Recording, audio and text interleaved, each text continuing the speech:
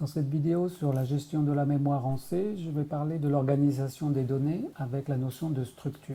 Une structure permet de regrouper au sein d'un même modèle plusieurs données de types différents. Comme par exemple ici, nous avons rassemblé au sein du modèle qu'on appelle disque, tout d'abord un tableau qui s'appelle pose et qui contient deux flottants. C'est suivi par une information qu'on a appelée rayon de type entier et enfin par un booléen qu'on a appelé plein.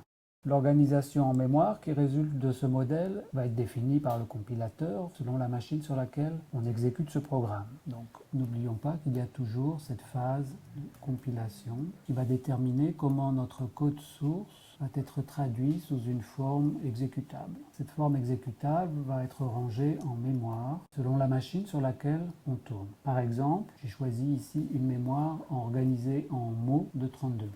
Avec une telle organisation, si je crée une variable sur ce modèle, telle que dans cette déclaration, je crée la variable D, qui correspond au modèle que je viens de présenter, et que j'initialise avec cet ensemble de valeurs pour les champs. Les champs, c'est l'ensemble des données rassemblées dans ce modèle. Nous trouvons tout d'abord deux valeurs flottantes valant 0, chacune pour les deux valeurs du tableau de float. Donc float voulant dire un nombre à virgule flottante qui va occuper 32 bits.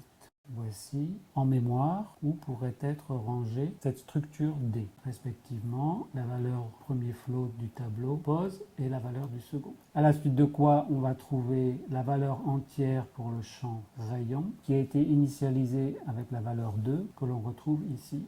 Enfin, une dernière valeur est utilisée pour initialiser le champ de type booléen. Ce champ de type booléen va venir à la suite en mémoire. Et l'octet qui vient immédiatement après celui utilisé par le champ rayon, c'est celui d'adresse 10. Je vais plutôt mettre le nom du champ ici pour bien signaler l'endroit où est rangé cet octet. Il est initialisé avec le mot-clé réservé true, qui veut dire vrai, et en hexadécimal, sa correspondance est la valeur 1. Réciproquement, si ce booléen avait été faux, eh bien, nous aurions eu la valeur 0 en mémoire.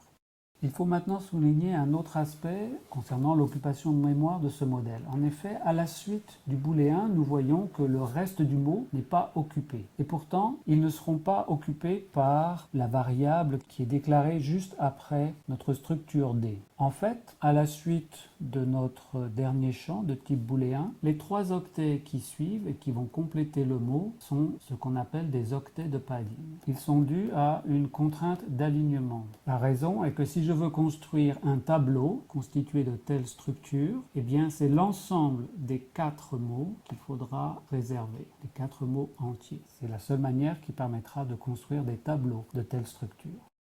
Donc, du fait de ces contraintes d'alignement, la variable A, qui est déclarée immédiatement après la structure, cet octet, qui est initialisé avec la lettre E majuscule, va venir s'installer en mémoire immédiatement après. Vous voyez ici la valeur hexadécimale correspondant au code ASCII de la lettre E majuscule. Je voudrais conclure en faisant une remarque concernant le type booléen. Le type booléen est une extension du langage C99. A priori, quand on pense booléen, on pense aux deux états vrai-faux. Et donc, un bit suffirait. Pourtant, c'est un octet complet qui est exploité pour le champ de type booléen qui s'appelle plein. La raison est la suivante, c'est que un champ doit pouvoir être adressable. C'est-à-dire, on doit pouvoir calculer son adresse. Or, le plus petit élément adressable de la mémoire, c'est l'octet. Donc l'implémentation du champ plein de type booléen est d'être au moins un octet. Ce qui est valable pour le champ d'une structure est aussi valable pour n'importe quelle variable de type booléen. Dans une autre vidéo, je présenterai comment les structures sont exploitées lorsqu'elles sont passées en paramètres à des fonctions.